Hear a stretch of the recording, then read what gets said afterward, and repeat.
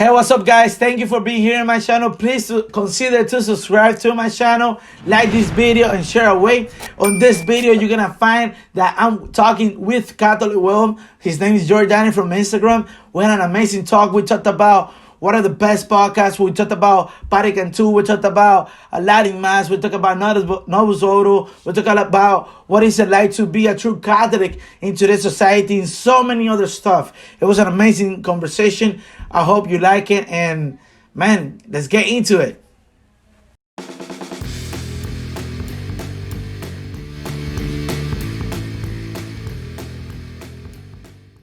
All right, guys. So today we are here with Yordany from Catholic Will. This guys, it's a blessing for the Catholic Instagram community. I gotta say it.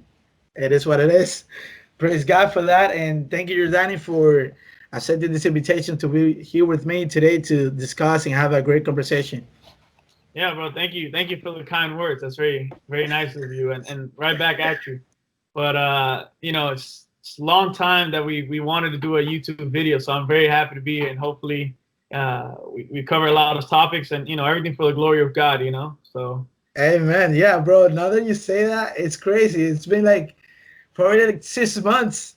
The first time we're like, oh, we should do a YouTube video. We were gonna meet up down here in South Florida, and then we never got to do it. Then the COVID hit, and it was like, oh, forget it. Yeah, my wife was just telling me, I'm gonna do a live with Edwin. She's like, oh my God, we got to go to Miami and meet up with him. I'm like, So we gotta. It's been a while. It's been a while. It's been a while. All right, bro. So, all right, so guys, for everybody that's seeing YouTube, watching this, I guess YouTube video. We're gonna have some topics over here about Catholic life, Catholicism, true Catholicism, and also how things are doing right now. Also, we're gonna get to know some stuff from Jordany's perspective, and so on and so forth. So stick here, so you're gonna enjoy this. All right, bro. So, what do you think? Is it possible for a Catholic for a true Catholic to live a double life? And let me know if you kind of understand what I mean by that. Well, yeah, let me ask. By double life, do you mean like I'm this person inside of the church and I'm this person outside of the church? Like I'm holy on Sundays, but every other day it's like, who cares? Is that what you're asking? Yeah. Yeah, I think a lot of Catholics live that way. I mean, a lot of, especially young people, have to go to mass with their parents, so they, might go to Sunday mass and they might feel something, they might have a good experience, might try to worship God, but then they go outside and live a life of sin, because it's very tempting, especially when we have so many friends who are not religious, so many friends who are not, even in Catholic schools, people who really don't believe. So it is not possible to be a true Catholic. You know what I mean? Like, it's not possible to be, live a devout faith if you're, being, a Saturday sinner and, and the Sunday saint. It just doesn't work. But it is something that is very prominent today. So the answer to that will be no. And hopefully people can, come to the fullness of the truth, man, and understand why it is that we have to be fully devoted to God or fully with the world. There can't be this combination, this mixing together, because either you leave one or you leave the other. And most of the time, sadly, a lot of people leave the church because they don't never have that true experience or that true Catholicism that they devout themselves to live. And let me ask you a question real quick. Do you ever felt that you were in that position in living like that double life?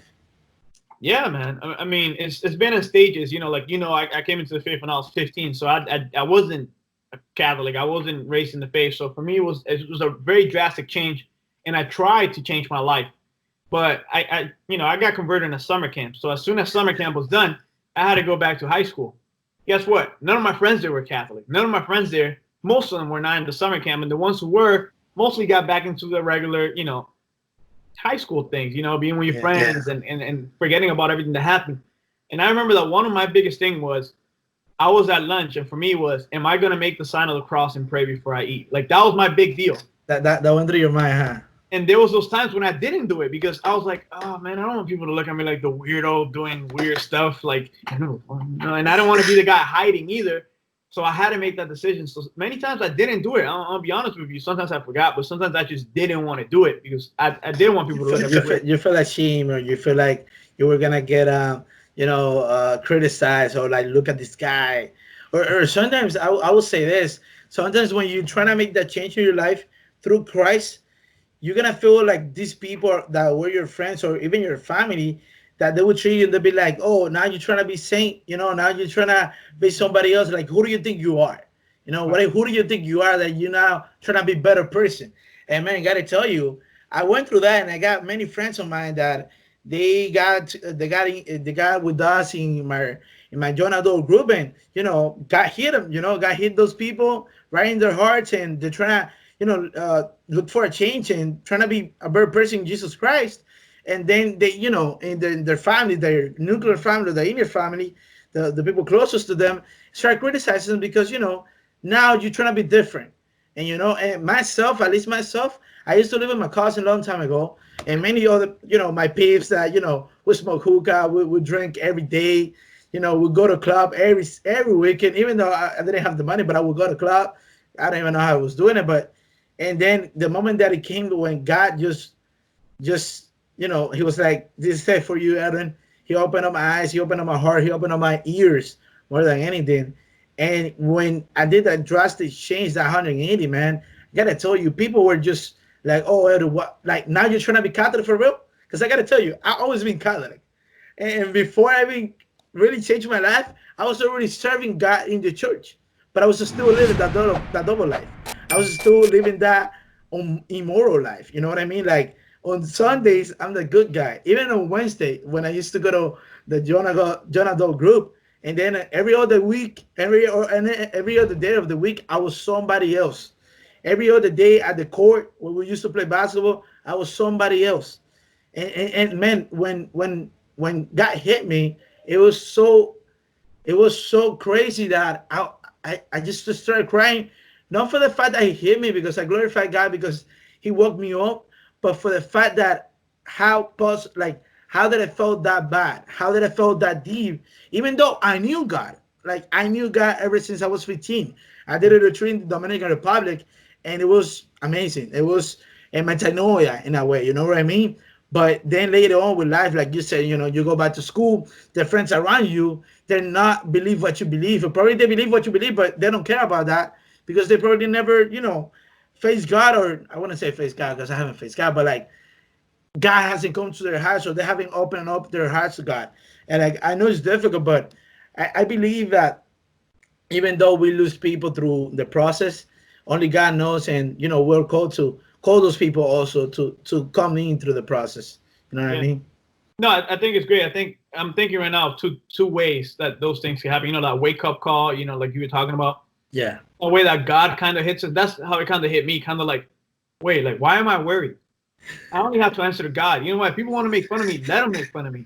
You know what? But this was something that I was battling within myself. Like, am I going to show up for my faith?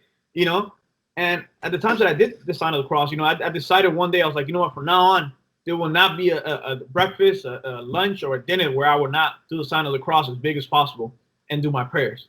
And I started doing it. And for me, it was like this feeling of like, I'm showing my faith. I don't care if people are looking at me weirdly, but it was kind of like, God, look, like, I'm making myself a child of God. I'm claiming that I'm a Christian. I'm claiming that I'm a Catholic, and that was a step forward. But there's also, like you were saying, your friends call you out, kind of your parents, those people are like, wait, weren't you like at the club the other day? Like, what are you talking about, bro?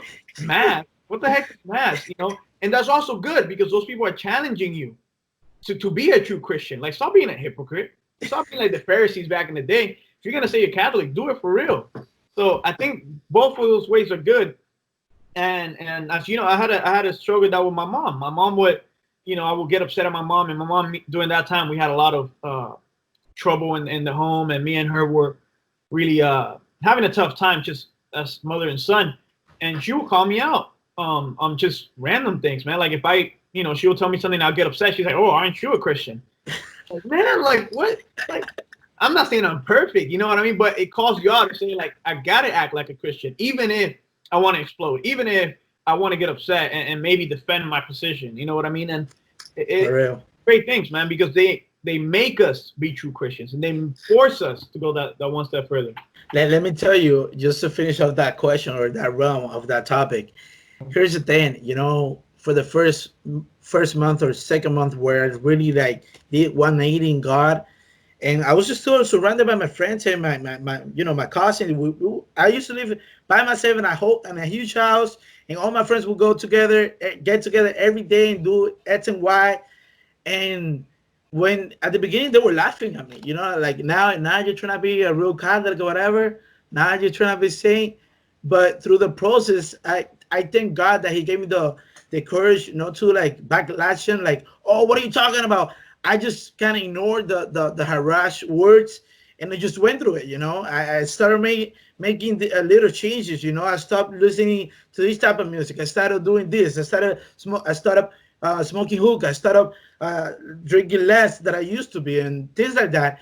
And through the next months, after 1 or 2 months of that drastic change, the perspective of them literally changed. Now from criticizing Edwin, now I want to look up to Edwin. And they wouldn't tell me like, oh, Edwin, I look up to you. But you would say this though. They had a problem, which I was not involved so much in their life, but they had a problem, and the first thing they would do is, let me ask Edwin what he thinks. Let me ask Edwin what he thinks it's right to do. Let me see what Edwin thinks, because he might have a better answer. Why? Because they now see a different person in me, and they now understand or see that I might have something good to take out of any circumstances. Why? Because I committed myself to Christ, and I try my best to live a Catholic life, a true Catholic life. Even though, like you said, we're not perfect. We are sinners. We're still sinners, but we choose to understand what's good and what's bad, and to understand what is the middle lane, or like good and evil. And that, I'm telling you, they saw it very deeply, and that was something that, in a way, I didn't feel like now I'm a real Catholic. It's now they come out to me. No, it's not about that. But now I feel like comfort, like this was worth it, even though it was painful at the beginning. But now they have a comfort in me, because I'm probably somebody else in God's eyes. You know what I mean? I don't know if that makes sense. All right, so now, bro. All right, so more or less on that topic as well. Like, how do you think the Catholic faith changed the perspective of your life? Like, just thinking about life and the world itself.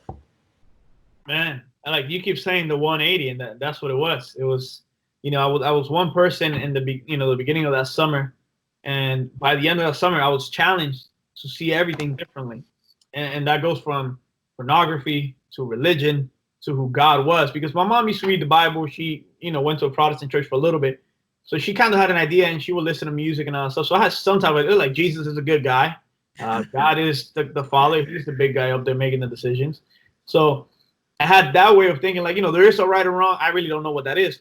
So finding out all those things completely changed the way, and understanding how it works. Not like, oh, the church says you can't have sex before marriage. Oh, they don't tell me what to do. No. This is the reason why. Oh, the church says you shouldn't watch pornography and masturbate. This is the reason why. Not just like they tell you things.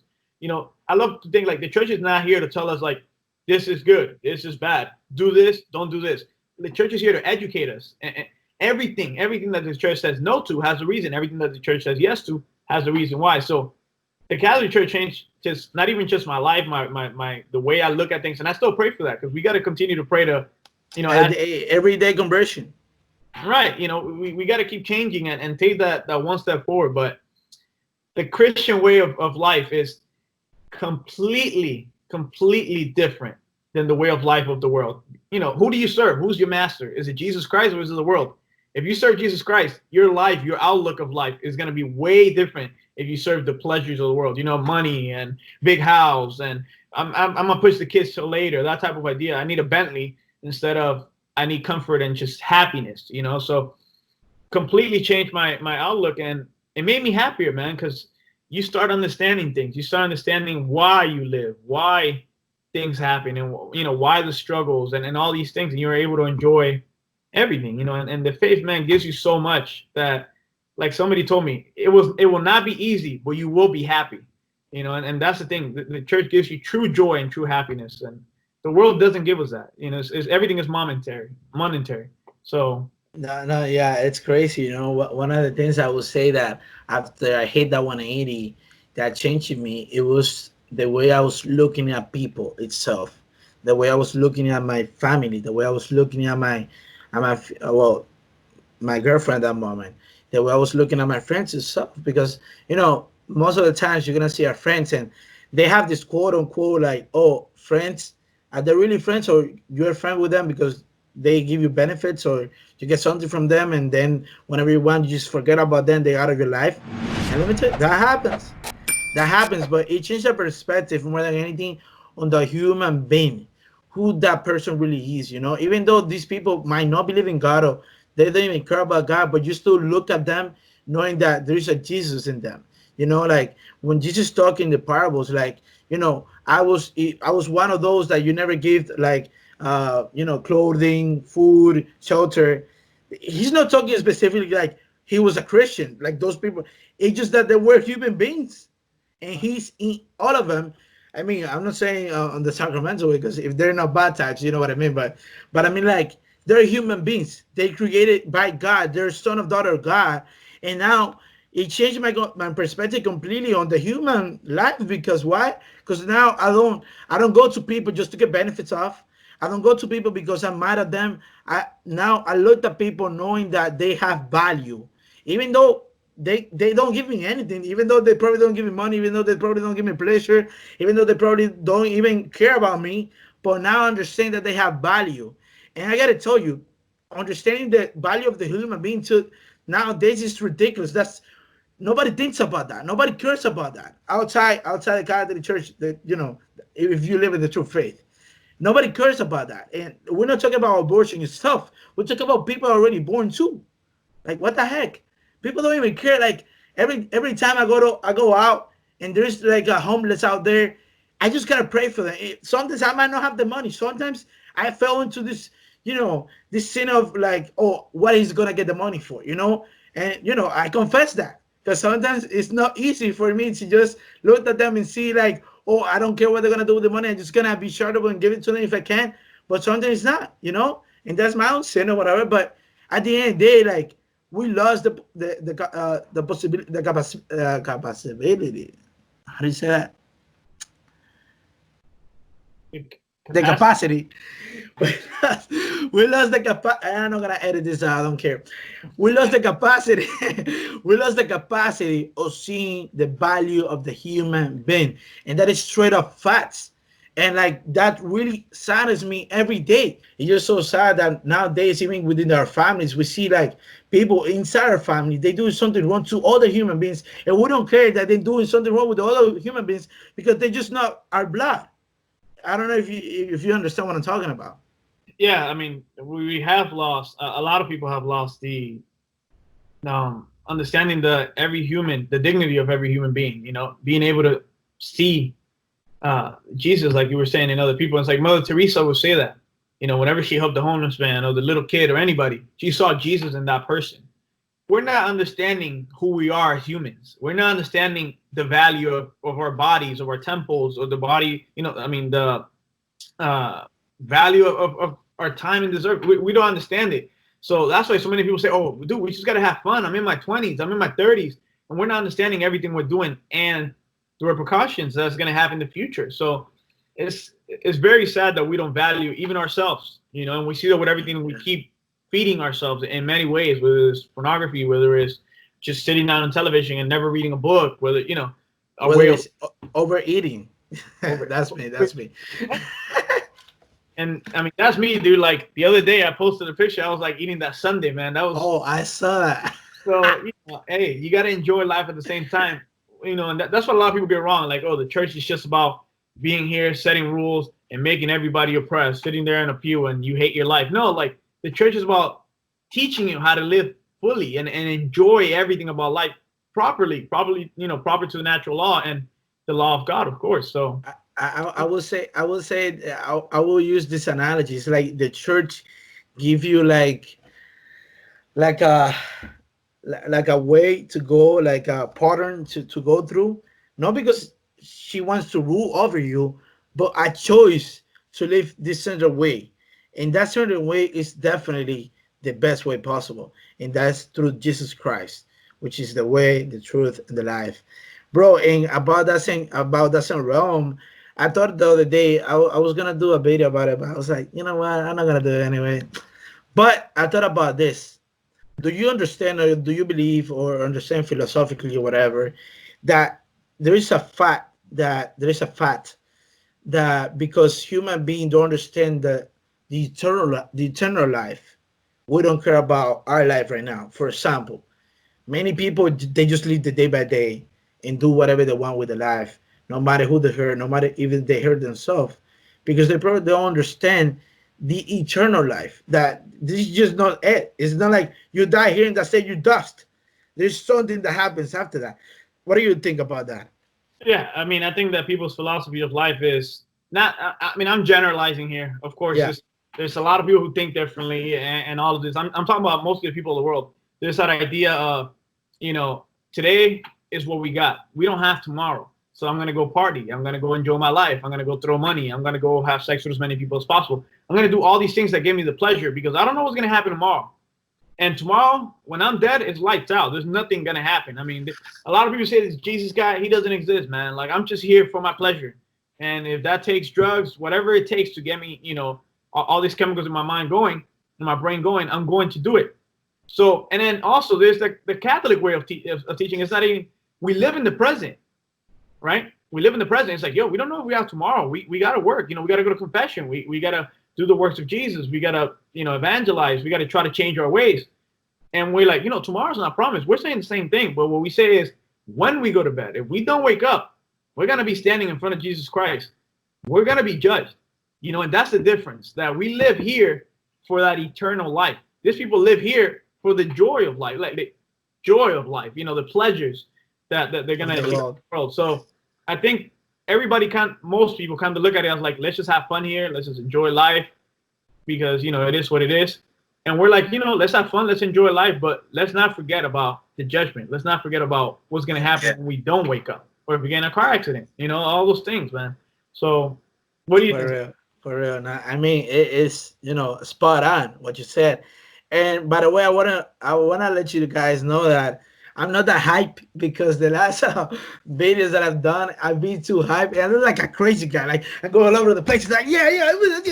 And then I'm like, I look like a lunatic. I wonder if people think that I'm a human being, like a logical guy. And then I'm like, that's why I'm so serious over here, like. But Good stuff. And inside, you're like, dude, that was a great point.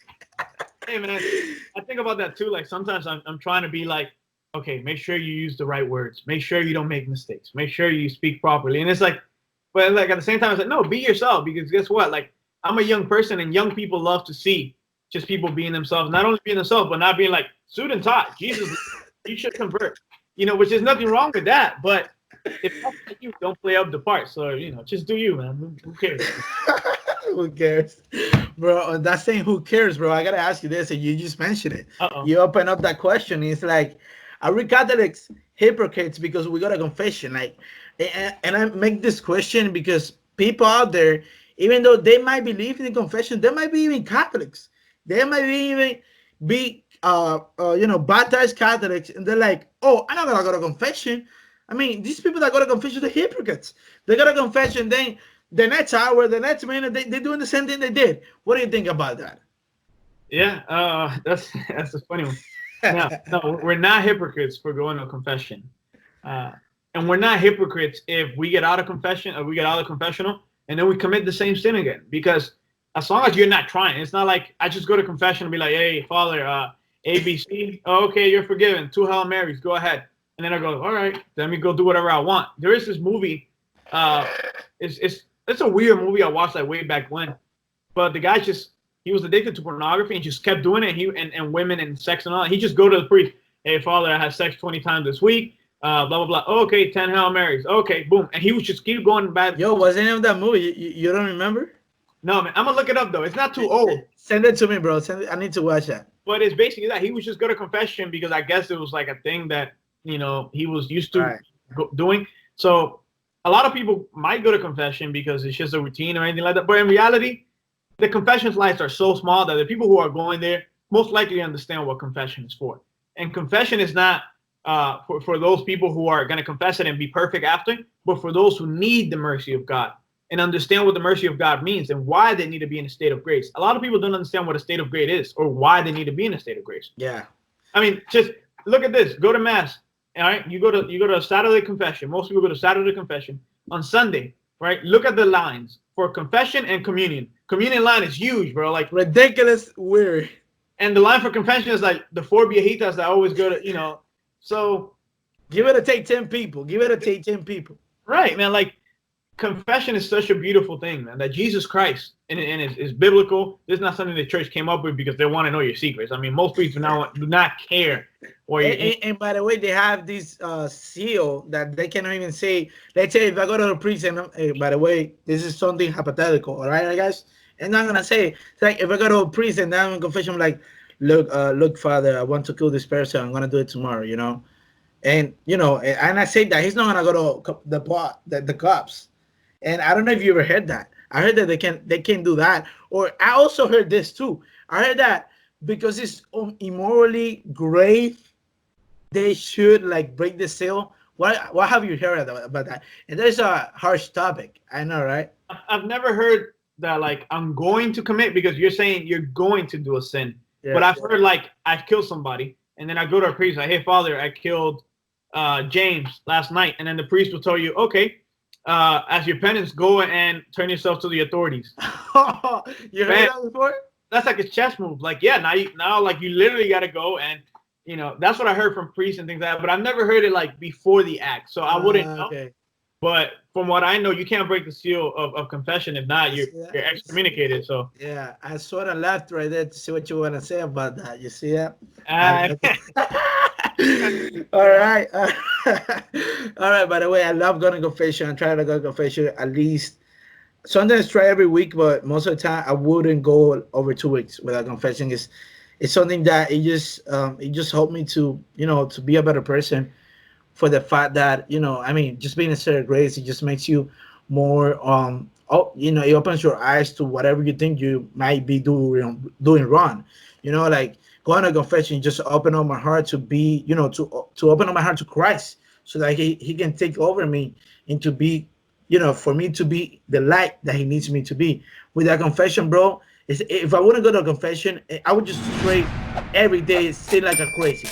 Because I don't care, like, I don't go to confession, so I don't feel ashamed that.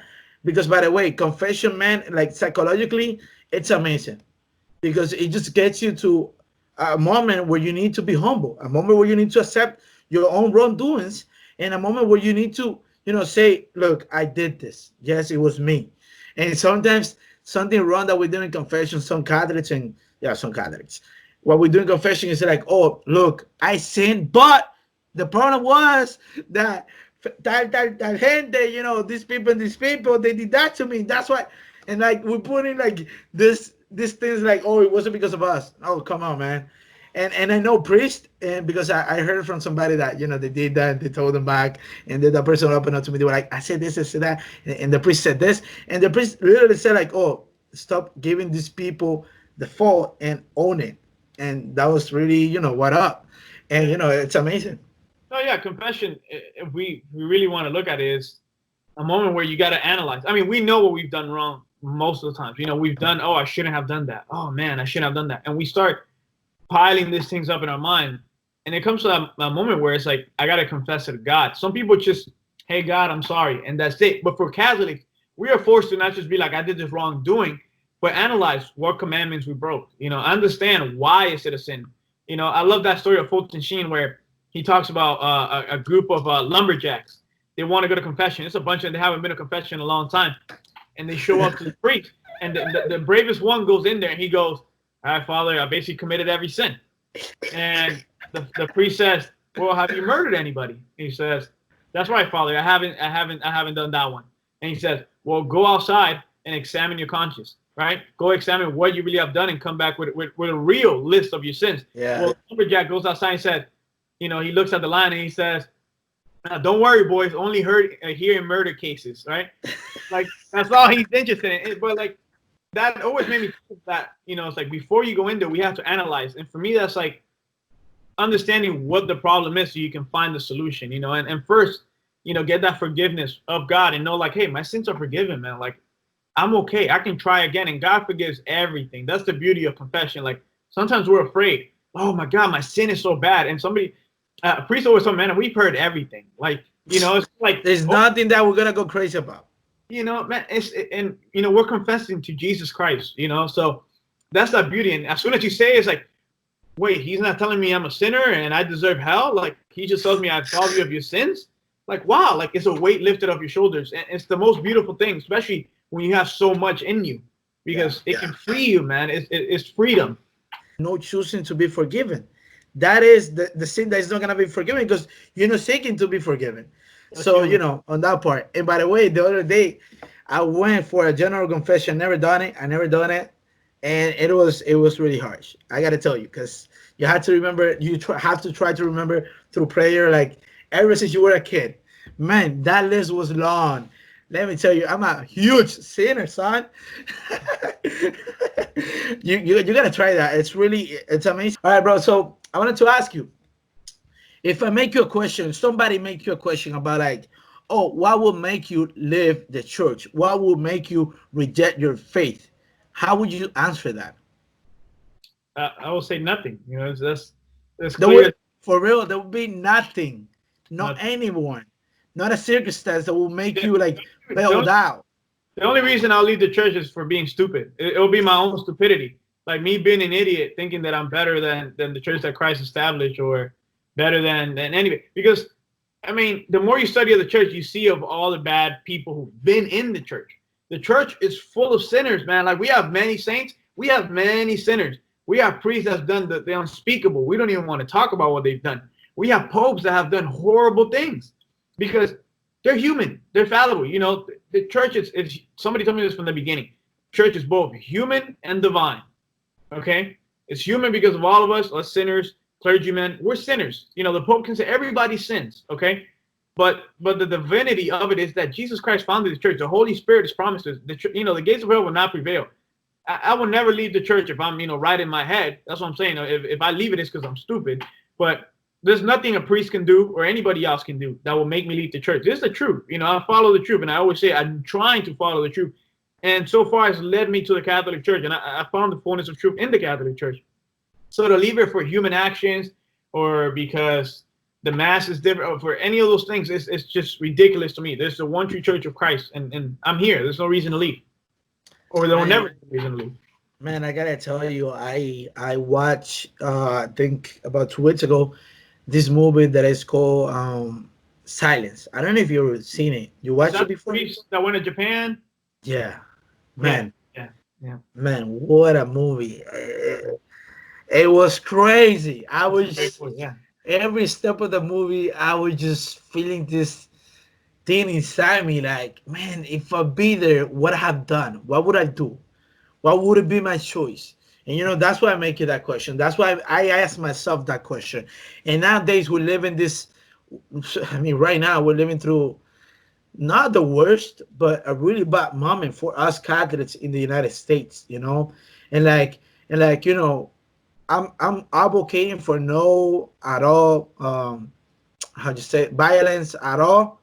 Like you always be saying, blesses the peacemakers, and that's what up. That's what up. But would you be a martyr? Would you stand up just like back in Mexico, the Cristeros, the kids, man? I don't know if you watched that movie too, For the Greater Glory. For the greater glory. Yeah. Man, what those two movies, man, they have taken my faith up to a notch because at the end of the day, man, like it's just so difficult nowadays. Not even just trying to squeeze in through the public and say, "Oh, I'm not a Catholic," so that they wouldn't bother you. But just so the fact, like, they will kill you for your faith.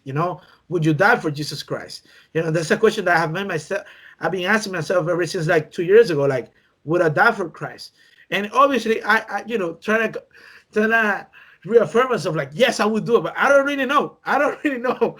You know what I mean? I don't know if you ever asked that question yourself. Yeah. No, I mean, I've thought about that question in many ways. Would I be able to be a martyr? And if you look at many of the saints say it's a grace to be a martyr. It's like, thank you, God, for the opportunity to die for you. Like, and if you think about it that way, it's beautiful. But like you say, hey, we're human. Somebody puts a gun to my head and says, hey, step on that image of Christ or I'll blow your brains out. Man, I'm starting to think like, I have a wife. I have a future. Like, hey, man, I kind of want to do all these things. Like, What does it take, right? It's just stepping up. You Yo, can't. let me ask you something in a hypothetical way. Let's say, because this is a conversation, everybody going to go enjoy this. Go for it. In a hypothetical way, let's say you are there, right? You're standing there. Either you got two options. Let's say first scenario, they tell you like you said, step on that, just like in the movie The Silence, step on that image. Let's say you do that, but would it be difficult for you stepping on or rejecting the faith, saying like, "Oh, I don't believe in Jesus Christ"? What would you think right now? Just right now, what would be more difficult for you, stepping on or just saying with your words, I reject Jesus Christ"? I think the harder thing will be stepping on it because Really? I look at an image, but just saying I reject. But remember, like Peter, I think of it like Peter. Peter was like, "Hey, Oh, hey, yeah. you walked with that man," and Peter was like, "Who? Like, Whoa, whoa, whoa. You drop it. I don't even know that dude," and like walk away. I think that would be easier for me to say, like, "Hey, aren't you a Catholic?" And I'm like, "Dude, I've never been a Catholic. What? Like, I've never done that in my life." But now to look at the face of Christ or Mary and be It'll like, be worse for you. "Fuck at that," it's kind of for me. It's like interior that will break me, or I'll probably end up like Judas, killing myself after because like I know I betrayed myself so far, and at least saying, "Oh, I'm not a Christian," I'm kind of like, "Well, Peter did it 3 times, I still got two to go." Now I'm playing, but like, I think it's easier, so Yeah, I know. I mean, I just made these critical questions and see how we wrap. But obviously, God is gonna give us the grace if He's you know, calling us to be martyrs. right. You know what I think about martyrdom though? That we always kind of think of that martyrdom of being hung on a cross or being shot or being, like you were talking about the Cristeros, Crucified. all those beautiful things. But we also have this like martyrdom in society. Like especially now, like our society is moving into a place where if you say I'm a Christian, or you hate gays and you hate You're this, racist. that, and you hate so many things. It's like there might come a time, and this is what I've been thinking about a lot lately. There might come a time where they say, "Oh, you're a Christian? Like we don't want to hire you here. I don't want you here. You do all these things. Like I'm not gonna give you a government job. You can't work for the government. You believe in all these things." When before being a Christian was like this great thing in America, now is being looked upon as an evil to be a Christian. So we got to understand that our martyrdom might be that, might be giving up a job, might be saying no to doing something and even going to court for it, like that lady with the cakes and the homosexual couple. Man, there's a lot that we're going to have to face as Christians. Do I stand up for the statues? Do I stand up for my church? Those are little things that are going to test our faith that they don't amount to the fullness of complete martyrdom or giving your life for Christ. Well, those are things that might destroy our relationship with Christ and even our own faith. Like, man, I couldn't even stand up for my faith. I did it for money, for a job. Like, so I just want people to think about that. Like, there are martyrdom, and then there's all these little things, man, that like we're gonna have to face, or people have faced in the future. What are you gonna do? For money, or are you gonna side with Christ? Are you gonna love Jesus or succumb to the world? So It's 100% spot on, bro. It's something really difficult because I mean, I've been here in this country in the United States for about what 2020, about 8 years. Yeah, I'm gonna hit 8 years now in August. And nice. let me tell you, man, I never imagined myself, not even 3 years ago, not even 3 years ago, to be honest, not even 3 years ago, that we would have come to like this type of stuff. Like going after statues, even priests, even church, like buildings of churches and stuff. I never thought that would ever happen. But look how the devil has twisted, just like you said. What was Christian me, what it meant to be Christian and to live that faith, it was something good. Now it's look up on as evil. Look how the devil has twisted that and making so many people believe that if you're a Christian, if you're a Catholic, you're straight up evil, you're a racist, you're a murderer, you're a pedophilia guy, you all of this stuff, all of these labels, which is they're not true. And like also, it's so messed up that, and I'm praying to God. I pray to God every day, at least here in down Miami, in South Florida, we haven't seen those stuff about Antifa and, Black Lives Matter movement, like doing these things to the church and the statues. I'm praying to God that doesn't happen because I told myself, like, if that happens right here, whatever, whichever approach, I'll go down there. I'm praying to God that He gives me the strength not to fight them, but to pray, to be there present, to Make to peace. to to make peace. And sometimes, man, it's more than that. Sometimes people need to be heard. People need to have somebody that they need to talk to. They're probably seeking for an answer. They don't know how to find out. They're probably seeking for an answer that they don't know what to look for. And probably us Catholics, we have that answer, which is Jesus Christ. And you don't have to tell them like, oh, believe in Jesus Christ and repent. Just tell them like, look, you are loved, and what is going on? Like, tell me what is going on. Go into a conversation. Sometimes, man, it takes more than talking to someone about Christ. It's not about like teaching them the teaching of the church. Is more about letting them know that they're loved, letting them know that they have a value, letting them know that they're worth it, letting them know that not everything that they do in their life is gonna fulfill their desires. It's not gonna give them true freedom. Obviously, little by little, that's gonna end up like the real truth, which is Christ. But we have lost the sense, and I'm talking from me myself to actually understanding how to evangelize these people that don't even care about Christ. So if you have to, I don't remember which saying talked or said something about like you don't have to like well, I don't know which one, but I think I invented myself. That's like you don't have to talk about Christ to people straight up to let them know that Christ is real. For example, like I said, you need to say, "Oh, Christ really died and rose from the dead, and He loves you."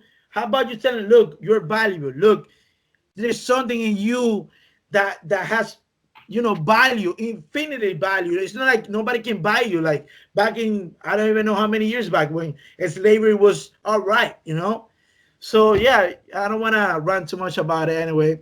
But yeah, good. That was good. Being able to evangelize, like you said, man. So, like St. Thomas Aquinas says, if you want to, like, I'm gonna misquote him here, but if you want to basically convert somebody or evangelize somebody, take them by the hand. And it's being able to speak, being able to learn, know how to talk. Somebody might say, "Oh, all you Catholics are racists and murderers, and you killed a bunch of black people," and you're gonna be like, "Wait, what? No, you're a liar!" And no, and or you can be like, "Wait, like, what's your evidence for that?" Or tell me more. Oh, back in the Crusades, it's like, wait, no, that's not what happened. It's like this priest. I think it's St. Louis. Yeah, man, that was in my heart. I was like, man, like that's when I really see through these people. They just saying things. They don't even know why they're saying it. They don't even know why they believe it. They just go with it. And then this priest, knowledgeable and loving priest, he says to them like, "How do you know about this?" And they're like, "Ah, they don't even let him talk. It's the total devil, the total evil, don't letting the truth come out. And these people are just, like I was back, like I could be anytime in my life when I'm not in a state of grace, I'm going to be blinded. I'm going to be blinded by the sin. I'm going to be blinded by the demons because they don't want us to see the truth. They don't want us to seek or look at Christ, and that is why it's going on this stuff, like racism is real. Yes, but it's not as that's my own opinion, right? And I'm not going to talk about politics over here. Just straight up Catholicism, all right? Let's keep it there. All right, bro. So, all right, guys. So we hit right now 45 minutes or so. I would say like 40 something. It's been awesome. Now I'm gonna make some other, I would say, personal questions to you, bro. And I hope you answer them. If I have patrons, I would say, oh, like my friend, for this, go to, because this is gonna get real right now. Right. No, but if I have a Patreon account for me and my fiance, by the way, if you can help me out for our ministry and also our wedding coming up, you can go over there. I'm gonna leave the link in the description. But that's not what's up over here. So I'm gonna ask you, bro, what podcast do you listen to? That's a good question. Like you saw today. I got really mad at you because I had that question in my head already, and you were like, "Boom!" I'm like, "No, no, but it's okay, bro. The Holy Spirit." It's something, yeah, it's something that I've been thinking about, man, and I completely have forgotten about that post. Like, that's something I wanted to make a long time ago, and I forgot. And then today, I'm in the morning and I'm listening to a podcast, and I'm like, dude, like, it's great to see perspective. So I decided to write that, and it just was on the moment. I got to work, and I did it right at work. But I listen to a variety of podcasts, man. I listen to a lot of stuff. Like, probably like you, I listen to a lot of talks, a lot of podcasts, a lot of just testimonies and that type of stuff. I listen to Dr. Taylor Marshall. I think he's a good source of information most of the time. But he has his perspective on things. He has the Taylor Marshall way of thinking. And you know, not saying it's wrong, not saying it's right, just saying he has his own perspective. Matt Frad, Pines with Aquinas is another good one that I like. He has so many good guests that you can just learn so much. And he asks a lot of questions. I like how he asks questions. He's just asking and asking and asking. But what would you say if somebody said this? And, you know, I like that. So the Council of Trent with Trent Horn, I think he's amazing. His rebuttal series, man, I've learned so much in this video. So I like that. Catholic Answers, I just sit there and I'm listening to them live or a pre-recorded video where they're like, "Oh, I'm not Catholic because," or "I don't understand why you guys worship Mary." They got great apologetics, right? And then they come up and and the question, and you understand, and you know how to defend your faith. First, understanding it, and then being able to defend it. So, what else? Father Mike Smith. I listen to him sometimes. Rules for Retrogrades. The Meaning of Catholic is another good one. Oh, that guy, bro. I really like that guy because I never seen any Catholic with so much knowledge of history. At least in YouTube, like with this, and like it's crazy. And this guy's not reading this. This guy's straight up from his mind, just sitting there and saying facts and things that not many people talk about, and they're important facts. Oh yeah, I really like that. And what I like about him, like his whole, what he wants to do in the Meaning of Catholic is bring Catholics together. You know, like unite people, and I like that because he's not there like, oh, let's bash this people or that person. You know, he's overall like, hey, let's bring it together. There's a bigger fight, you know, to be fought. So I like that. This might be surprising to people, but I listen to Bishop Barron, the Word on Fire Institute. He's very smart. Bishop Barron knows a lot of stuff, man. And hold up before you continue. If anyone unfollow you because you said that, you guys sucks. By the way, all right. If you listen to Word on Fire, so what, bro? All right. Yeah, no, Bishop Barron has said his things that I've been very vocal about and do not agree with, but he's very knowledgeable. His Catholicism series is great.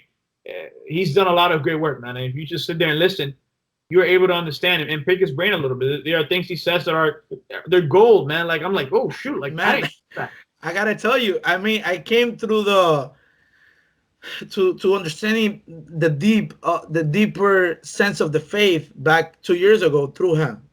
Yeah, literally.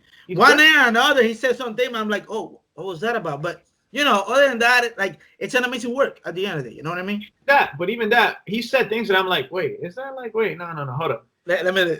I got to pause and I got to research, and I'm like, wait, he's actually right, or like I don't think this is good. Yeah, I don't like this. It's like. I don't know if you actually use this word on this post, the post of today, but like you need to examine everything that you listen to according to the teaching of the church. I'm talking to every Catholic over here. You could be listening to Dr. Telemarch and all the podcasts that you mentioned. All of them I listening to. All of them I listen to, and I always try to examine myself, like not myself, but whatever they're saying, because you know at the end of the day, if you're listening to somebody, it's because you want to learn, because you have, in a way, have your own perspective about this. But you need to examine and see where that concept or where those things are going to get you to. Are those things going to get you closer to Christ? Are those things that are going to make you unite more Catholics, to understand more the faith, to bring more Catholics, Protestants to the faith, to bring more atheists to the faith, to bring everybody to the faith? You know, and that's something super important. And I really love that post because, you know, a lot of people, they believe that, I don't know. Don't worry about it. I'm not gonna say it. Don't worry about it. Oh, yeah. I'm not gonna bring that up. But all right, brother, you wanna finish it up on that I know what you're saying. Like what I put was challenge what you hear. You know, like if Bishop Barron says something you might think is weird, challenge it. If Taylor Marshall says something like, you know, oh, the church is ran by Freemasons, you're like, whoa, let me research that up. Maybe you find out it's true, maybe you don't. You know, but we have to challenge what we hear. And it's also good to listen to so many podcasts because this guy might say something and then this guy might say something else, and they're both Catholic, and you're like, wait, what? But you can understand both sides of the spectrum, understand where they're coming from. And that way we're growing ourselves because we have our own minds. I'm not going by whatever this person says or that person says or I don't live by words, you know what I mean? So I learn from them, I try to take as much from them, and the last guy, I'm just going to mention last guy, you know, there's a lot of them, as you know, we listen to a lot of stuff, but Fulton Sheen is the man for me. Yeah. I mean, the man is beautiful. You'll sit there, he'll make you laugh. Sometimes he makes you cry. Man, like his stuff is great. 22 minutes, 25 minutes. just gold, absolute Gold, gold, mine of gold, bro. He's the guy I listen to mostly whenever I just want to like get a real good talk on any topic. So, you know, if I can encourage anybody, just listen and listen to a variety of things, man, and make your own decision in the sense of what do you like, you know, and like you said, test everything to the church. What does the church teach? And that's what is true. I don't care what anybody else says. What the church says is what goes. You know, so Man, I gotta tell you, I don't remember where was it. I forgot, man. But I think, Jesus, I forgot. I really forgot. But it was something around the realm of like one of the operations that, bro. There have been many operations that not many people talk about that happened in 1995 that they are approved by the church, and I think it was one of those operations where I heard that I think the Virgin Mary, something or Jesus, I don't even know who it was. But the point is this: from heaven, they said, if anyone talks something different what the church teaches, no matter if these people have the best PhDs or whatever, don't listen to them. Listen to what the church says. On the, all the way from the magisterium all the way to, the documents and understanding all of that and all of this. And like one day or another, I will listen to one podcast here and there, and they're talking about this document, and they probably saying something like super weird, like super like important for your faith. I'm like, what? Are you serious? What, you know what I do? I go to Vatican.com, I don't know, Vatican BA, and I look up the document, and I see here, and I read that. And then if I don't understand the whole thing, I try to do more research and stuff. But sometimes, because here's the thing, sometimes we could fall to this perspective of like, oh, it's wrong, and that's it. Man, you didn't even look into it more deep. And then you ended up doing something that you're probably going to regret. And then you're going to get so much criticism from both and right. And then at the end of the day, you ended up dividing. And you even divided yourself like, oh, did I do this right? Did I do this wrong? So I will always say this from my own thing, my own life, my own process of evangelization, which I don't think I'm an evangelizer or speaker, whatever. It's just me trying to do whatever I can. I've gone through things where I like, I have to do things better. I have to seek more for what is true through the church, through Christ. So yeah, bro, I wanted to ask you. All right, so I told you these questions are gonna be a little bit personal and whatever, I just gotta ask them, just like my process. Like, you know what, I have to do it. So be it. Do you consider yourself a traditionalist? Do I consider myself a traditionalist? I made a distinction. And not to answer with like a side question or anything, but I made a distinction where I said, what I find a lot in this description, like, oh, I'm a this Catholic or I'm a that Catholic.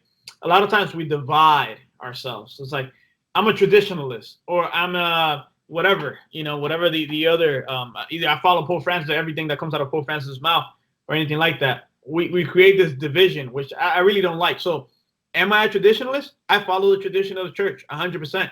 I'm a Catholic. That's what I'm called to do.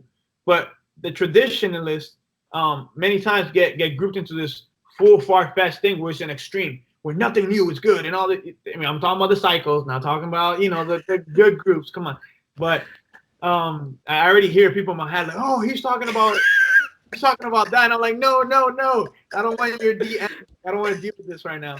But of course, I'm a traditionalist because I believe in the tradition of the church, and I follow the tradition of the church, and I love the Latin Mass and everything the tradition has passed down to us. So I am a traditionalist, but I don't like to call myself a traditional Catholic because I feel like a lot of times it comes with a baggage, and people have misinterpretation of what traditionalist means.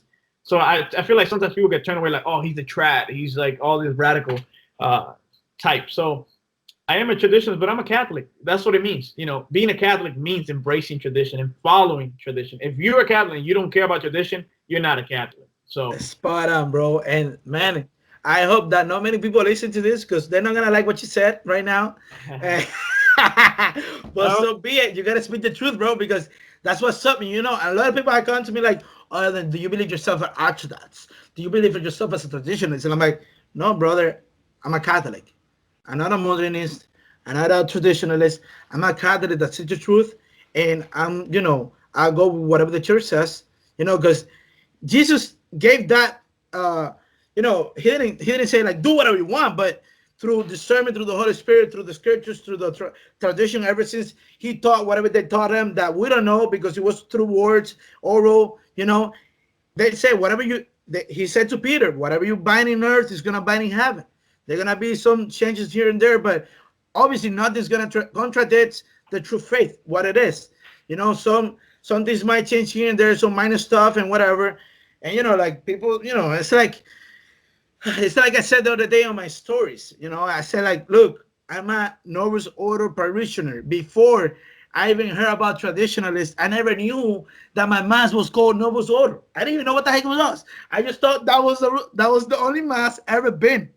Before that, I didn't know that was a Latin mass. I didn't know that. All right, and then obviously, just like you said, I've been to Latin mass. It's amazing. It's beautiful. Does that mean that I think Novus Ordo is incorrect, or it's invalid? Heck no, it is valid because the church says so. Might have been some stuff where some people might abuse the Novus Ordo masses, yes, as well as could happen in other rites. Because at the end of the day, the church gives something good, and then we as human, we tend to make things not that good. Like if you give me an apple, a full apple, then I just bite it. They gave me the apple to conserve the apple, but now I decided to paint on the apple. Now I decided to just cut the half of the apple and do whatever I want with the other half instead of conserving the apple that was given to us. And and like I truly believe that. And this is a huge topic, but I'm just gonna say it real quick. Like when the Novus Ordo came through, I don't think it was for bad intentions. Or I don't even know because I'm not apologetics. I'm not a theologian. I'm just a guy that trying to understand my faith. I don't think it was with bad intentions. If it would have been with bad intentions, the church would be destroyed already. Obviously, we know that the numbers have been down and all of this and all of that. It might have to do with that, but not because the church intended to do that. I believe us human have made mistakes through the time. We did the same things. You know what I mean? I don't know if you understand that when I put it some add up to that. Yeah, I mean, like I was saying, I mean, there are people who identify as traditional Catholic men, Catholic guardians on Instagram. They call themselves traditionalists. I am 100% aligned with those people. I 100% agree with what their message is all about because they believe in true Catholicism, just like I do. Now, yeah, amen. So if people call themselves traditional Catholics, in reality, if you're a traditional Catholic, you're a Catholic. That's it. A Catholic is what you're basically telling me. But I understand what the emphasis is. Like, hey, I'm with the tradition. This is what I'm trying to do. This is what I'm trying to bring out. Beautiful. I love it 100%. Other things that need to be clarified in Vatican II and all these things, 100%. Are there everybody behind Vatican II evil? No. Were there some people working through it? You bet you. People snuck in and tried to do their ways, but now I'm not saying things are invalid or valid. I'm not making all those arguments because we're not talking about that today. Maybe we can in the future. But the whole thing is, a lot of times we say, Latin Mass is evil. And all you guys care about is this old Latin language and it's dead and blah, blah, blah. And then the other people are like, Novus Ordo is evil and all you guys are going to hell and it's horrible. But we shouldn't create this division, man. Like if you want to do something, act. Don't blame everything that's bad on Vatican II. Don't blame everything that's good on the Latin Mass. Like, no, it doesn't work that way. If you want to do something, go ahead and do it. Put your actions with your words. Align them with your words. Be able to make the mission. If you think that people will be true Catholics or great Catholics or growing in deeper spirituality to the Latin Mass, invite them to your Mass. Evangelize. All those things work. There are amazing people in the Novus Ordo parishes. Amazing people and people who really give themselves to Christ through that Mass and through, like you said, that's all you know. That's all I knew for a long time. I wanted to get married and all of these things before I knew what a Latin Mass was. Yeah. So a lot of people sometimes have this misconception about traditionalism and what the Vatican II, sect and all that stuff. So for me, that's why I try to avoid labels because I'm a Catholic and I understand many of the misconception and all the beefs, and arguments going on. I don't want to be a part of it because I'm focused in gaining people for Christ. That's what I'm worried about. I'm not gaining people for Latin Mass or gaining people for Novus Ordo. I want people to go to Christ and have a relationship with Christ. And if they choose a different Mass and they go deep in and want to be beautiful, man. do it. We're trying to get to heaven, and that's what we need to work on. So Yeah, and to finish up that thing right there, it's like, God has put this in my heart for like probably a long time now. It's like, I've seen things probably around my parish or wherever I go, and I believe they're not really well done. They could be better. What should I do? Should I just leave and go for one that is better, or should I stay and try and make things better myself? Not trying to me like I'm gonna bring all the options that I know what to do, but like be there to probably, if I know something is wrong, probably give the word out. Probably say, look, we should do something better about this. We should have this. We should have more incense. Things yeah, like that. Because what are you gonna do? Oh, everybody's gonna leave to the Latin mass. What? So the Novus Ordo parishes were the 95% of parishes throughout the whole world. They're gonna be emptied out. That's stupid. Probably, some people think that, oh, if we empty it out Novus Ordo masses, then the church is gonna be forced to just go back to what it was. Who knows? I don't know, but I will say this: called to giving up. So if you leave the Novus Ordo just because you say or you believe that you cannot do that, you don't find anything good, how about you put something good in there? How about you do something about it? Because at the end of the day, if you're leaving, you're a coward. Because you say, you know what, I'm not gonna work hard. I'm just gonna get what's easier. And I'm sorry that I'm doing this right now, but it really get me fired up. Because a lot of people think that, oh, the Novus Ordo is evil. No, how about you do something and you stop that evil? No, how about you talk to the priest and say, like, look, what do you think about this? Why we do this? Why we couldn't do that something different? Like, and like we understand, like, through the Novus Ordo, a lot of things happen that they're not really that awesome. But how about we do something about it? And they're just talking crap, and they just, oh, I'm gonna go to a Latin mass. And by the way, I go to a Latin mass at least twice a month. Because I love it. That's it. But I'm a parishioner of Novus Ordo, and at the end of the day, I owe myself to that parish.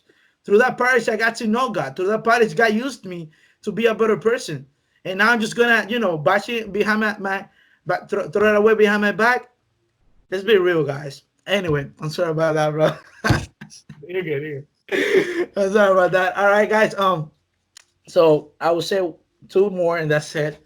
Because I got more of it, but don't worry about it. All right, so bro, how long ago was it that you created the Catholic account? And remember when I found you, you probably had like about 700 followers and almost closer to 1,000 followers. When Yeah, did you create that? I created Catholic Will on December 2018. So right before 2019 kicked off. So December 2018, and actually I didn't know this, bro, but a lot of other I'm not gonna say big, but like a lot of the people who have been growing and have a lot of influence in the Catholic Instagram area started their Instagram accounts around that time, which is kind of Already. cool. Like there's some people who have started around that time, which is like, wait, when did you create yours? Oh, really? Oh my God, me too. So like months in between. So December 2018, and then I had I've had ups and downs. So I'm like really into it, and I'm posting every day, and trying to figure things out. But lately, I can say for like the last year, I've been just trying to create at least one post a day. Sometimes I post up to 3 posts a day, and then I'm trying to create a set schedule. Sometimes I try to get some lives in, that type of stuff. But yeah, December 2020 will be 2 years, so that's what it's been. What was your mission or vision? Did you ever thought, why I'm creating this from the beginning? Uh, in reality, I wanted to just create something a page or something to share the faith. And by the faith, I don't mean like dogmatic or anything like that, because I really didn't know a lot. Right. I mean, I just like the faith. I love the faith. I love Christ, and I was like, I'm gonna create a page and I'm gonna talk to people, and it's gonna be great. And just posting. You go to the big pages, create a page, and Catholic Connect, and all these big pages, and you just basic Catholic. You follow these people, and then you kind of just share the faith. And I started sharing like scripture, daily scripture, and then I got really into saints quotes, which is a big part of what I do now. I love saints quotes still because they give you so much insight.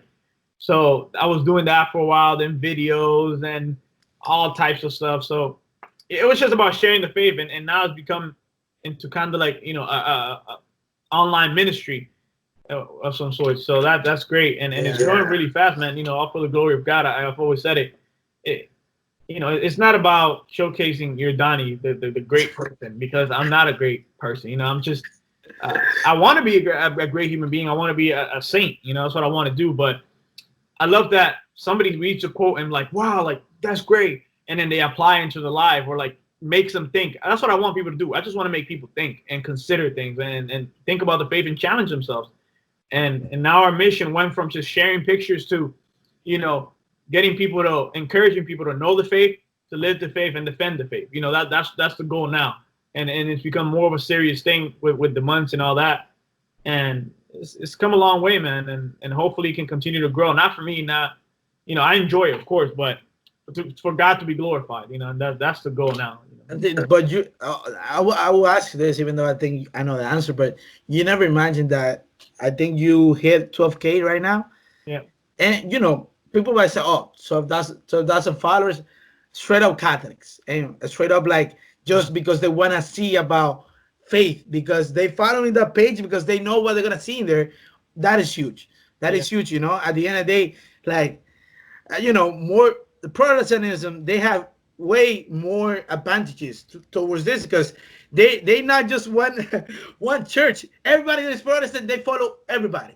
They even might believe the same things, the same dogmas or whatever, but they follow everybody because they're not Catholic, they're just Christians. So there's a difference. They're not Catholics, so that means they could follow any Christian, and that is funny.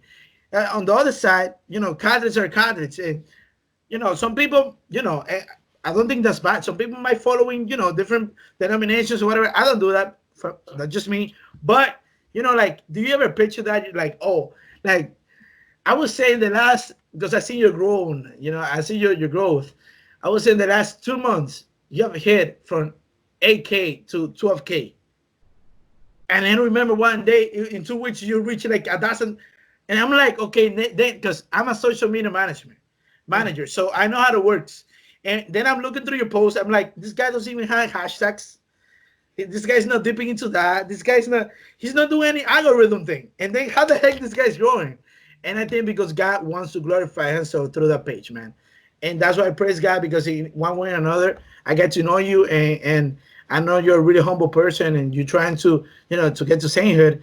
And it's a huge effort, like my sister and people around me, they ask me like, how this guy every day could post like one post or even 3-5 posts a day, and like he just fired for the faith, and he just, God uses him. You know what I mean? Yeah, I mean, I never thought it would be this big, man. I remember at the beginning, it was like 12K, like you say, it doesn't seem like a huge number, but when you think about it, it's like, man, like 12,000 Catholics are following. And some people are not Catholic, I know, but majority, like 95%, 98, yeah, are Catholic. So it's like, damn, like Catholics from all over the world are literally following this page because they find something that they can use, or maybe they just follow it for whatever reason. But I remember when it was like 200 followers, and it was like, oh my God, it's so hard to get 300. It's like, oh my God, 400. And then when I reached 500, it was like, dude, I made like a huge thing. It was like a celebration. And then 1,000 was huge, and 2,000 was huge, and 5K was so hard. And now like things just picked off. Like I remember my good friend in Catholic Knighthood, he's a great guy. He was like, dude, like you flew by. And I was like, and I remember I was just going by, and it was just growing and growing. And I used to try to do all this thing like, oh, let me reach out to that person and stuff. And I made great friends that way, by the way. Great people have helped me out, and promote the page. But it's been growing so fast that, like you said, it has to be God working, man, and people sharing and things like that. But this page has helped a lot of people, and that's one of the coolest things is when somebody says like, dude, like your page has helped me, or like, hey, your post, man, like it really hit me, or like, hey, what do you think about this? And what does the church teach? And all these things are like, my wife is like, dude, you're always on your phone. Like, you're on your phone a lot. And it's true. I'm on my phone a lot. But I'm like, I'm talking to this person who's struggling with their faith right now. This person who is like, Catholicism is evil. And I'm like, no, it's not. And we're having a conversation. Like, I'm going to share with you the story. I was talking to somebody who has same-sex attractions. Right. And I made a post, and they took it in a certain way, and they immediately jumped to conclusions. And we were talking, and he was like, "Whoa, you Catholics are this and that and that and that, and you and you and you and you and you're horrible and all these things." And it was like, and my thing was like, "No, I'm not." Like, I'm automatically, I want to be like, "No, we teach this." and love the person and not the sin and all this stuff. He's like, oh, that's what you all say. And it got to this point where I was like, I wrote him this long message, and I'm not doing this to like be like, oh, Yordany's such a great guy or anything like that. But I was sharing it with my wife because that touched me, because it taught me a lot. Of I was able to speak to that person in a kind of way and be like, hey, dude, like seriously, I love you as a human being. I love you and I care about you and all these things. And it's just a great conversation. And guess what? That person spoke to me and he was like, wow, like thank you, I value you. And right now we talk here and there, and he tells me things and I tell him things, and we're friends. Like online friends. Like I always tell people, like it's nice to virtually meet you. It's like I'm meeting people virtually, but in reality, those people have an impact in me. Like those people are changing my lives, even though they don't think it. They don't know it. They're changing my lives, and in a way, the posts and all these things are helping their lives, and hopefully helping them, like I said, live the faith, defend the faith, and all that. So, yeah, I mean, it's all for God, man. Like I always put, it's for the glory of God. Like at the end of the day, I don't want anybody to be like, I remember Yordany. No, remember Catholic will, and that points you to Christ. Like there was one time, bro. I know I'm talking forever, but this is good, bro. This is great. One time I made a meme. Right, I made a meme and I had like Catholic will, like I branded the thing. So like if people share, like people are like, oh, who's this Catholic will? And they should look it up because we're trying to get it out there. Well, some secular page, you had like 500K followers or something like that. Secular took my meme and I guess they liked it or misinterpreted it. Really? They posted it, and he tagged me on it. I was like, cool. So I'm starting to see the comments, man, and the comments are coming in so fast, bro. Like da, da, da, da, da, da. And I'm trying to keep up and I'm trying to read and like some good ones because some people liked it. And man, there were like people laughing, like, "Oh, dude, this name literally has Catholic and Catholic will, like that's his name. Oh my God!" And they're laughing and all this, and I'm like, what a lot of them don't understand is like I just made them laugh with a Catholic joke, which they misunderstood, which is okay. But the name Catholic is on that page, and people are like thinking about a Catholic page, even if they're making fun of it or whatever they're doing. And a lot of people actually came and started like DMing me and telling me a bunch of stuff and good stuff, some of them, and some of them bad. But to think that just by a post, I got like, let's not say 500,000, but like 50,000 people to see that, that's awesome. 50,000 people saw about the Catholic Church, so. Amen. So it's for the glory of God, man. And that's one of the things I like about a Catholic Instagram. A lot of us are just there to like praise Jesus and show that we love Christ and that we're not evil and Mary worshipers and all of this stuff that a lot of other people hear, and that's great, 100%, bro. And like, to finalize that little topic right there, I would say this. I had an experience just like you said, the first one, when this person started attacking you for something that you said, that they misinterpret, and then you trying to defend yourself, like, no, look, it's this and that. Then until there was a point where you're like, look, forget about the technetics and stuff. I love you, right? So that kind of same thing happened to me. I had a guy that, because at the beginning of COVID-19 that I did a video about like how maybe, because I'm not a prophet, what the heck, I didn't even think I'm a prophet. I never say that. But, seeing so many things happening and understanding what was going on, it could be something that obviously God has allowed it for one reason or another. So that has always had to be like what we have done for that, how we've drawn our life to get to this point. Either that virus, it was created by humans, oh my God, God allowed it. Anyway, so this guy started bashing me like, oh, well, like this and that. Like, how dare you? You saying things that are not true for the Catholic. Like, you contradicting the Catholic Church. I'm like, no, brother, look, I'm saying this and that. This guy really bashed me. And I felt really bad about it. And then until some point, I was like, I'm not going to answer anymore because it was getting toxic. I don't like that. I don't like this back and forth stuff, If you want to talk, DM me, call me, whatever you want to do. We talk like real human beings. We talk facts, and that's it. We'll see what we can get in a common ground. And, and that happened. And like after 3 months, this guy tested me. He's like, look, brother, I'm sorry. Now I know who you are. Because I see now more of your videos. Now I see more of your pictures. Now I see, what do you think about this? What do you think about that? I'm sorry for what I said before. And man, that hit me right here in my heart. Because, and that goes back to me. That goes back to me because he did that to me, but we done that to other people. We probably done that to other people. And just because we see something that somebody says, but we start criticizing these people, but we don't really know these people. We don't really know this person. How about we not get to know them, and then we see where we could go, when it comes to dogmatics and things like that, and the way to live the life. All right, bro. I wanted to ask you two last questions real quick. As for bonuses, you've been talking here and there about the YouTube channel that you wanted to create. When the heck you really trying to do that? Yeah, man, I've been pushing that back. I have the microphone here, and I was thinking about what am I gonna do, man? And I have a lot of ideas, and they all fall through. And like, I want to do this. I've told you, like, if I do, I want to do it right. Yeah. And by right, I want to have like a nice production, and then have all these stuff, because a great video will capture somebody's attention, even if they don't agree with what they're saying. Like, damn, like that was well produced. And I was just talking about that with somebody on Instagram today. Like, I saw a video and I was like, dude, this was so greatly produced that like it was 40 minutes long, and I literally sat there like, wow, that's great. And I was like, wow, 40 minutes. I spent 40 minutes watching this video, and I had all types of emotions, and it was great. And that's what I want to do with the YouTube channel. I also want to have like a little podcast thing going on, and that will work out eventually. But right now, I don't have a set time for it or anything like that. But it's coming for sure. Like I had like when I hit 10K, I'm gonna do it. Remember, June was gonna be when, and it hasn't happened. So like I haven't kept my word in that sense. But I think God is gonna present the time where everything's gonna come together, and we'll go with that then. So Amen. Yeah, like it happens, bro. I mean, I've been there, and like sometimes, we don't understand what's going on, and we gotta trust God through the process, like I always say. All right, bro. So last question. Why did you get married at so early age? Like, how old are you right now? Because not many people. Let me ask you this personally, like between you and I, nobody's watching YouTube. Who knows? Who knows? I mean, I only got like 120 subscribers. That's not even that much. Like, do people ask you how old are you? Where, like Instagram or in the street? Instagram, because that's your bigger platform. Do people ask you how old are you? Yeah, I mean, I don't have my name, so a lot of people are like, "Oh, are you a priest? Are you a deacon? Are you a religious?" They literally ask you that? Yeah, I've had a few people ask me if I was a priest. I had one guy once, like he was like texting me like if I was a priest, like, "Hey, father." And I was like, "Hey, man." No, do you laugh? Do you laugh about that? I was laughing, but I was like, well, I understand.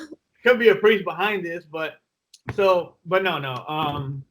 Sometimes people ask me, but usually not. But if the people who do ask, like, hey, like they're surprised, like, wait, you're 20? A lot of people are like, oh shit, like, I'm 25, bro. Like, what? And they're like all freaking out, and I'm like, hey, dude, like it's cool. It's not like I'm an alien or something, like a mastermind. Like, I'm just so yeah. Back to you. I don't get that question a lot, but it is cool to get it because then we get into like, wait, you're married and what? Like, you have kids? Like, what's going on in your life? How did you do it? Like, that's so crazy, which is great because it starts the conversation we're going to get into now. Yeah. So when I started dating my wife, back when we turned 16, we had recently turned 16. So my birthday is August, her birthday is July. We turned 16, and in September 5, 2015, we started dating. Am I getting this right? 2015, yeah. We started dating. She's going to kill me for getting that date wrong, but... She's not gonna watch this long. It's almost an hour and 20 minutes. She's not gonna watch this tonight. Probably skip to the end, like, you got the date wrong. I'm going out. But no, we started dating when we were 16, and she always told me from the beginning, like, hey, like the max I'm giving you 4 years. Like, if you don't propose to me in 4 years, you're not taking it seriously because I'm not going anywhere. Because she always told me, I'm not gonna be one of those people who date for a long time. Because what happens is, and she had it straight though. I'm just trying to be Catholic, and like her thing was like, hey, I'm not gonna be played with. Like, I'm not a tool. This is like for you to have fun. We're gonna be committed. And there are people who are committed and for whatever reasons they haven't been able to get married. We have a friend couple of ours who is getting married sooner. Working on it. But financial reasons are a big part of it.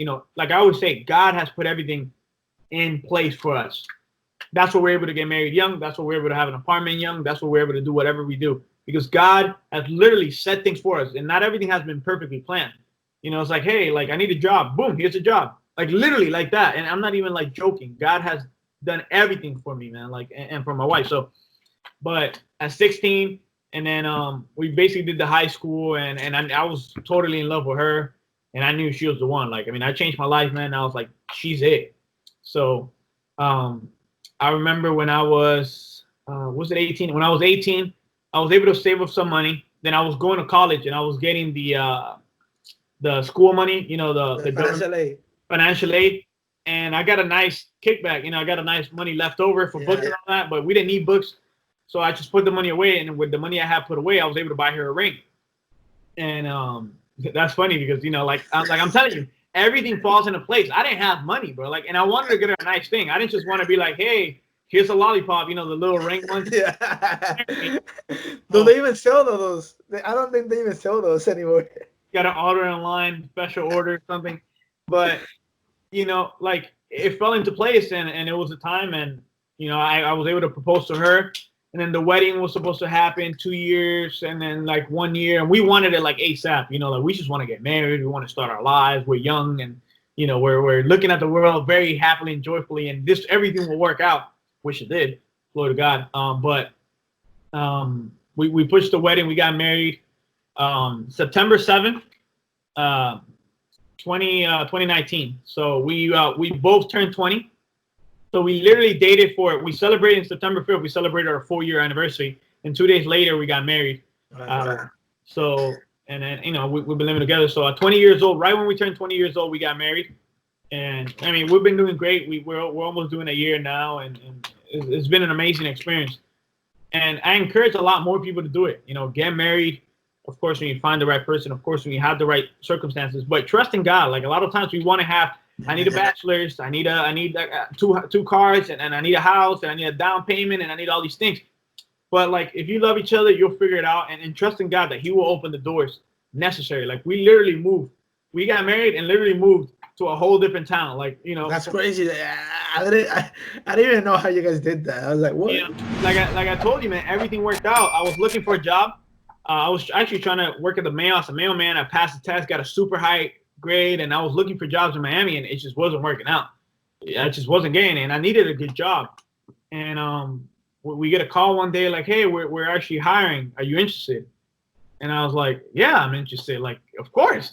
So, and it was like, okay, yeah, but you'll have to come over here and all that. And it was Orlando. I spoke to my wife, girlfriend at the time, fiance at the time, and she said it'll work. We'll do it. And then her company actually, who never does transfers, was like, yeah, we'll give you a job. They really like her. So they wow. Wow, what a blessing. Everything kicked in, and we were like, this makes sense. This is where God wants us to go for, And that's how it worked, man. And I tell people, you don't have to have everything perfectly planned. Love each other, understand what marriage is. And if God wants you to do something, He will put things in place. But you got to be open to allowing God to put it into place, and trust Him 100%. Trust Him that He will, do what's best for us. His will. Bro. So happy in the sense of true joy and true happiness. So. Amen, bro. That's crazy, bro. And this is a curious question. Why do you have so many priests at your wedding? How do you get so many priests at your wedding? That's a great question. I remember the priest said a joke. He was like, we have 12 priests here present. So basically, he was like, you have a priest for every month. You can follow us every month. We can take turns, and that was great. Well, a lot of them knew. My wife's family is very into church, and her parents' conversion, and then man, these people are heaven sent. In my life, they've been heaven sent. If it wasn't for those people, I wouldn't be the man I am today.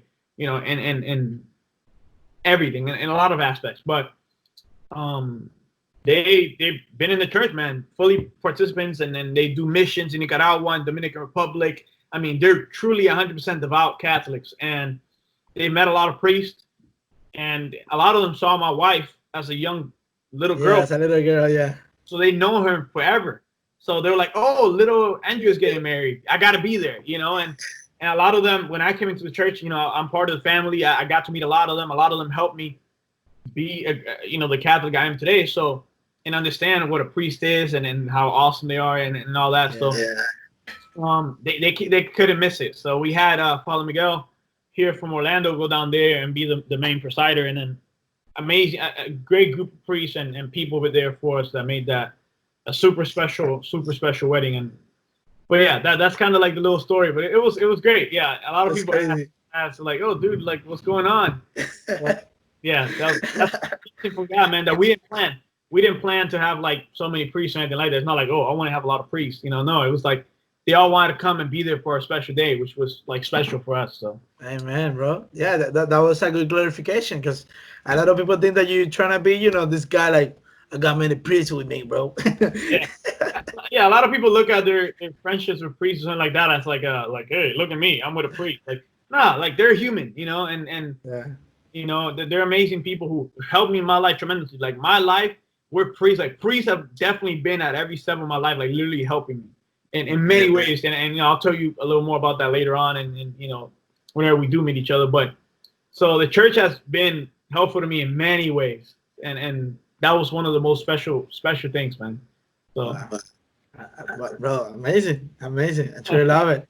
Yo, when I say some last words to the Catholics to truly live the faith and to find Christ through the midst of this craziness that we're living through the United States and most likely throughout the world. So also these Christians that are persecuted in Asia and Africa and all of this and all of that, and like to truly last words from you, brother. And imagine you imagine yourself, you're gonna die tomorrow.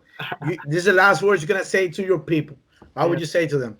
No, yeah, for sure. Well, thank you, bro. Thank you for inviting me to do the YouTube interview and all that. It's great, it's great to do this. But last words, it's a great time to be a Catholic, man. It really is a great time to be part of the faithful. Like we live in the information era. We literally got every book, every writing, everything. It's just a click away. That's all we got to do. And man, Jesus Christ is in the tabernacle. Jesus Christ is there at every mass. Jesus Christ is alive today. Okay, he's not this thing that happened 2,000 years ago. No, he's something that's happening right now at this moment. And Jesus Christ wants to know you, wants to love you, and he wants you to be a saint. And that's what my mission is. Get people to be fully understanding of what the church is, so they can truly love it. Because when you love something, you want to know it more. You want it more and more, and you're able to give your life for it, defend it, whatever it is that you got to do, because you understand not the religion, but the God, okay? The God who we worship in our faith. So Jesus Christ is alive, and it's a great time to be a Catholic, man. Like it's the best time. Like Jesus Christ changed my life. Jesus Christ changed the man I was. A lot of people knew who I was, okay? And I'm not hiding that from anybody. I wasn't this great sinner or murderer type thing, but like they knew who Yordany was, and they know who Yordany is today. Like I want people to see, like, hey, his life changed, okay? This guy's a different person, and it's because of Jesus Christ. I'm not perfect, but I'm trying to be, okay? I'm not a saint, but I want to be, okay? And like my life is full of happiness and joy because of Jesus Christ. And there are trials and tribulations, but get what? After all that, I smile. Even in the midst of trials and tribulations, I smile because Jesus Christ loves me, okay? So if I can do anything to anybody, man, know who Jesus is, who truly is. Not whoever your mom told you or your priest told you. Who is Jesus? Read the scriptures, find out through the church. Go to mass, go to confession, and your life would change, man. And you will never regret being a Catholic. Never regret being a Catholic. And truly love Christ. So, yeah. Amen. That's it, man. All right, bro. Thank you so much. And all you guys watching right here, share this because a lot of people need to hear what true Catholicism is. We're not theologians. We're not priests, but we're trying to live our faith as best as possible. We're working for the kingdom as best as we think we can do. And guys, thank you for being here. Thank you, Yordany, for being here. I pray for your ministry, for Catholic World, so they grow, so that the Lord might be glorified through you and through the ministry, and also for your marriage. And guys, thank you so much for being here. Love God, know the faith, love being Catholic, be bold Catholic. And until the next one. Amen.